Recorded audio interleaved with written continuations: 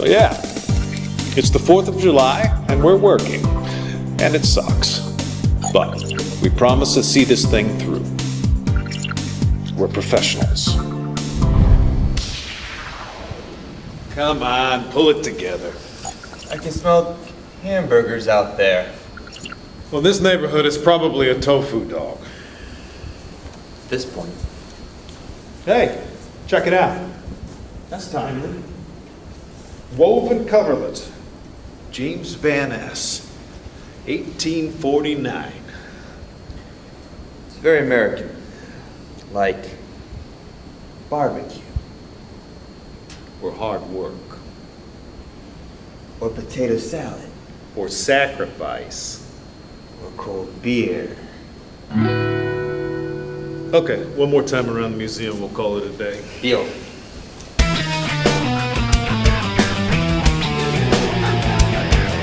And then he was like, I want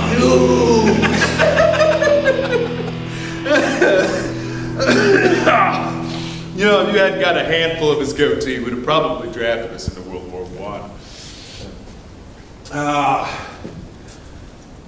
It's all quiet here. Let's head out. Goodbye. Who is it? Oh, sorry. Don't mind me. You have red meat to get to.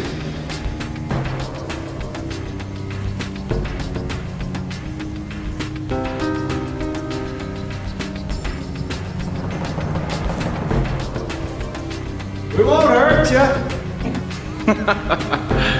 I hadn't thought about that. I was more concerned for the two of you. Why? Because you're not ready for what's coming.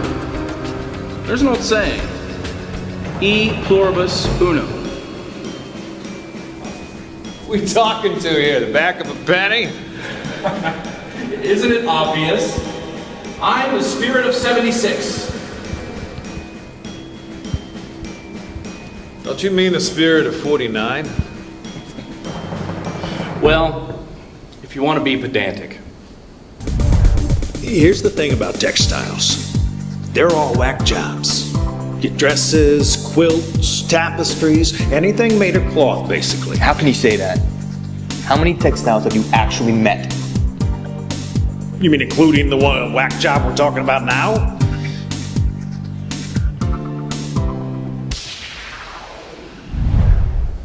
From being from 1849, you don't look very old-timey. Well, I said I was a spirit, not Amish.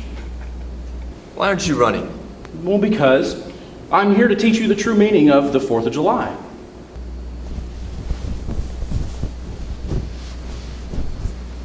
Follow me to Independence Day past. Ooh. Whack job.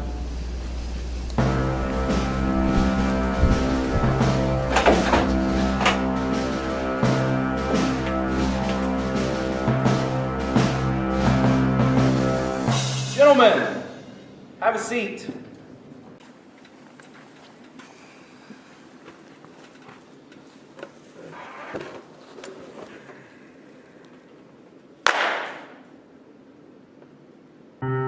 This is Ira Hadsel, the illegitimate son of Sarah Hadsel. Back when they had a nasty little word for that. Rhymes with... Well, it doesn't rhyme with anything now that I think about it. It's got a stage show. Of course he does. Ira's mother's getting married tomorrow, and she's sending Ira away. Can't have one's shameful past embarrassing the new hubby now, can we? By the age of 8, Ira here will be sold into indentured servitude. And he'll spend the next 14 years doing hard labor, piloting boats up and down the Erie Canal. What exactly is your point here? Oh, I thought I told you. It's not exactly the American dream. No. I doubt you dream much at all, resting your weary head against the rotting deck of a flatboat. Just spare us the adjectives and tell us what you want.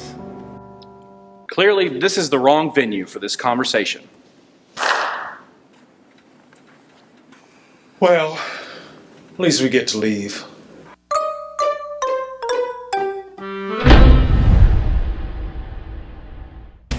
All right, reserves.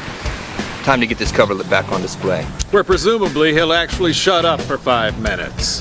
Head to the Springfield Art Museum and begin your investigation. You have 1 week to look for clues. If you find anything, get back in touch with us through the website. And remember, happy hunting.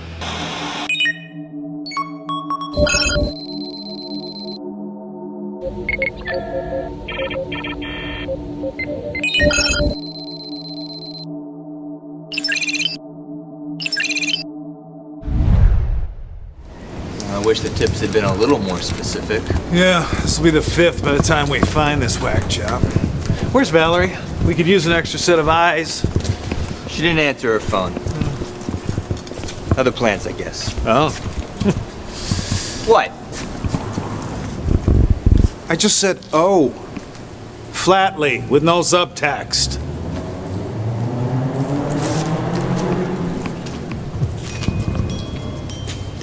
Do we say something? All right, just hang back. Don't spook him.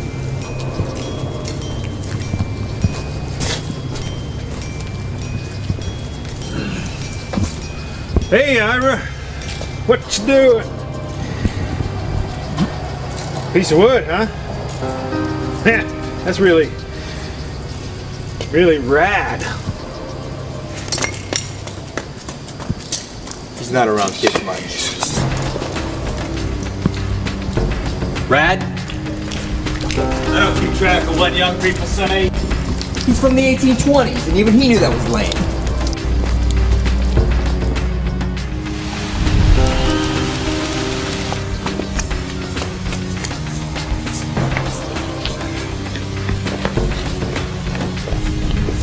Oh, hey, guys. I was wondering if Ira would find you. Good job, Ira. You want a hot dog?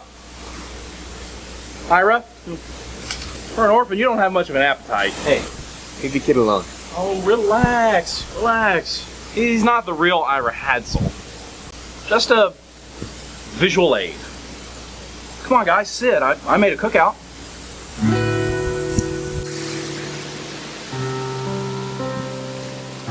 As you'll remember, the real Ira Hadsel grew up, despite all odds. After being freed from his bonds, he wandered aimlessly for 30 days, doing whatever he could to get by. He'd always a mind for the mechanical.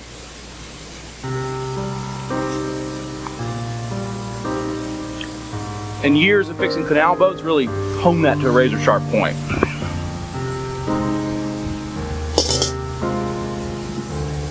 Hot dog? You don't think I put something unseemly in the hot dogs, do you? I mean, you do know what's in a hot dog, right?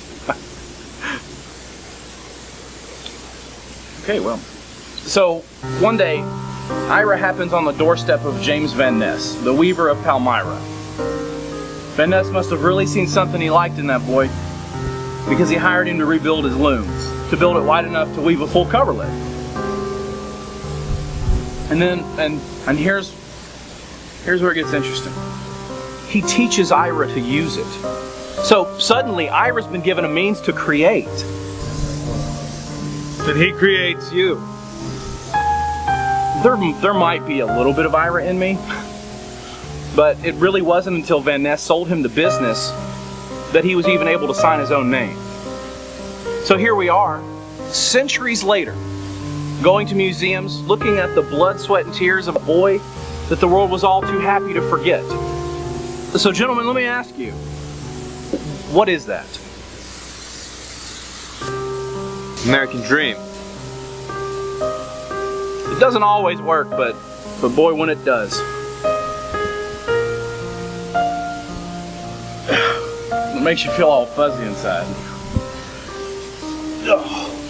Oh. Whew. I haven't drank since the 1860s. A guy spilled a peach brandy on me. Come on, guys, let's go. Should we... Visual aid, remember?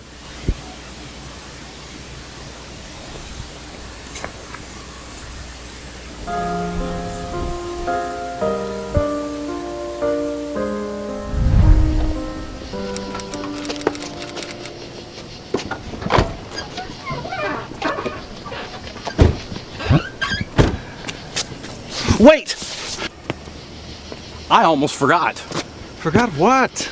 Well, what I was trying to tell you earlier. E pluribus unum.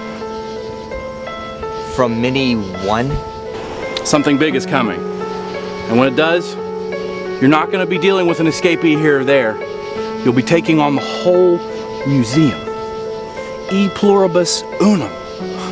Well, that's fairly vague. Fine, fine. One more hint.